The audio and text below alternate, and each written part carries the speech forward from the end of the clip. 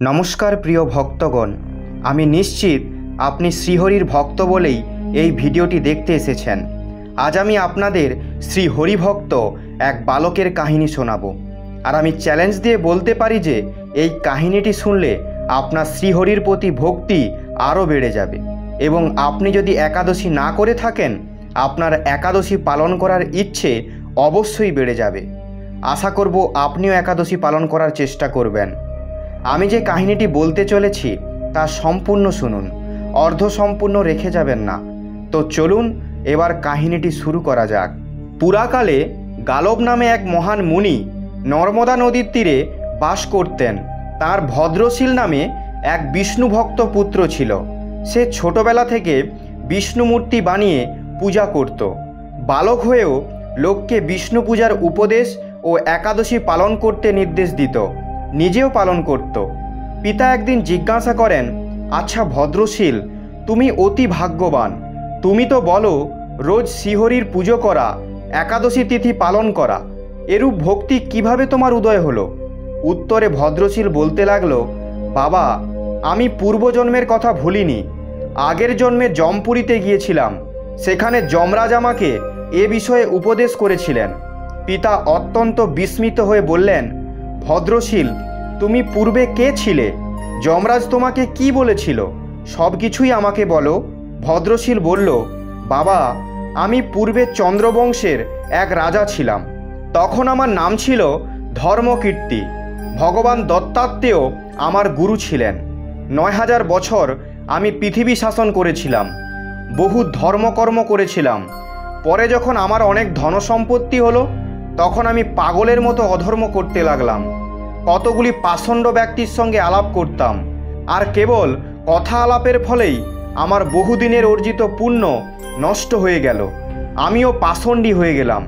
তাদের কুযুক্তি নিয়ে যাগযজ্ঞ আদি পুণ্যকর্ম বাদ দিলাম। ফলে আমার সব প্রজারাও অধর্ম করতে লাগলো। প্রজাদের প্রত্যেকের অধর্মের ৬ ভাগের ১ ভাগ রাজাকেই গ্রহণ করতে হয়। তারপর একদিন আমি সৈন্যদের সঙ্গে বনে মৃগয়া করতে গেলাম, বহু পশু বধ করলাম। তারপর আমি ক্ষুধা তৃষ্ণায় কাতর ও ক্লান্ত হয়ে রেবা নদীর তীরে গেলাম। প্রখর রোদে তপ্ত হয়ে নদীতে স্নান করলাম। কিন্তু তারপর আমার কোনো সেনাকে দেখতে না পেয়ে চিন্তিত ও অতিশয় ক্ষুধার্ত হলাম। অন্ধকার হয়ে এলো, আমি পথ ঠিক করতে পারলাম না। তারপর এক জায়গায় গিয়ে কয়েকজন তীর্থবাসীকে দেখলাম। জানলাম তারা একাদশী ব্রত করেছে। তারা সারাদিন কিছুই খায়নি, জলপান পর্যন্ত করেনি। আমি তাদের সঙ্গে পড়ে রাত্রি জাগরণ করলাম, কিন্তু ক্লান্তি ক্ষুধা পিপাসায় কাতর হয়ে রাত্রি জাগরণের পর আমার মৃত্যু হলো। তখন দেখলাম বড় বড় দাঁত বিশিষ্ট দুজন ভয়ঙ্কর যমদূত এসে আমাকে দড়ি দিয়ে বাঁধল আর ক্লেশময় পথ দিয়ে আমাকে টেনে নিয়ে চলল। তারপর জমপুরীতে পৌঁছলাম। যমরাজও দেখতে তখন ভয়ঙ্কর। যমরাজ চিত্রগুপ্তকে ডেকে আমাকে দেখিয়ে বললেন, পণ্ডিত, এই ব্যক্তির যেরূপ শিক্ষাবিধান তুমি তা বলো। চিত্রগুপ্ত কিছুক্ষণ বিচার করে ধর্মরাজ যমকে বললেন, হে ধর্মপাল, এই ব্যক্তি পাপকর্মেই রত ছিল সত্য, কিন্তু তবুও একাদশী উপবাসের জন্য সমস্ত পাপ থেকে মুক্ত হয়েছে। তীর্থবাস ও রাত্রি জাগরণও করেছে, তাই ওর সব পাপ নষ্ট হয়েছে। চিত্রগুপ্ত এই কথা বললে যমরাজ খুব চমকে উঠলেন। তিনি ভয়ে কাঁপতে কাঁপতে ভূমিতে দণ্ডবৎ প্রণাম জানিয়ে আমাকে পূজা করতে লাগলেন। তারপর তাঁর দূতেদের আহ্বান করে বলতে লাগলেন, হে দূতগণ, তোমরা ভালো করে আমার কথা শোনো। তোমাদের মঙ্গলজনক কথা আমি বলছি। যেসব মানুষ ধর্মরত তোমরা তাদেরকে এখানে আনবে না।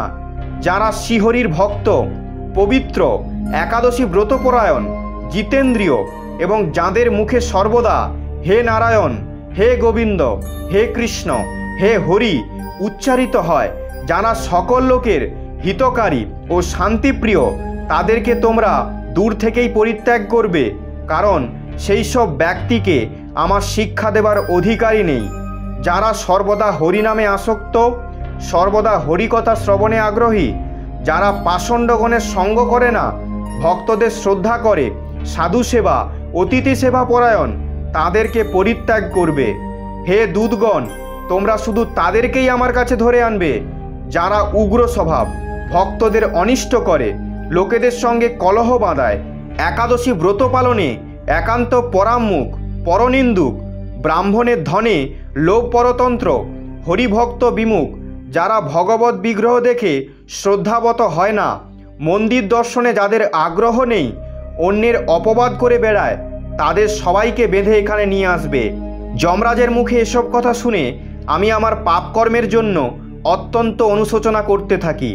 তারপর আমি সূর্যের মতো উজ্জ্বল দেহ লাভ করলাম। একটি দিব্য বিমানে চড়িয়ে আমাকে যমরাজ দিব্যলোকে পাঠিয়ে দিলেন। কোটি কল্প সেখানে অবস্থান করার পর ইন্দ্রলোক স্বর্গে নেমে আসি। সেখানে বহুকাল যাবৎ অবস্থান করার পর এই পৃথিবীতে এসে সদাচারী মহান ব্রাহ্মণকুলে জন্মগ্রহণ করেছি। আমার জাতিস্মরতা হেতু এসব ঘটনা আমার হৃদয়ে জাগ্রত আছে। আমি পূর্বে একাদশী ব্রত মাহাত্ম্য জানতাম না। অনিচ্ছাকৃতভাবে যখন একাদশী পালনে এত ফল লাভ করেছি, তাহলে ভক্তি সহকারে একাদশী ব্রত উপবাস করলে কি প্রকার ফল লাভ হয় তা জানি না। তাই বৈকুণ্ঠ ধামে ফিরে যাওয়ার ইচ্ছায় আমি পবিত্র একাদশী ব্রত ও প্রতিদিন বিষ্ণু পুজো করব, আর অন্যদেরও এসব পালন করতে উৎসাহী করব।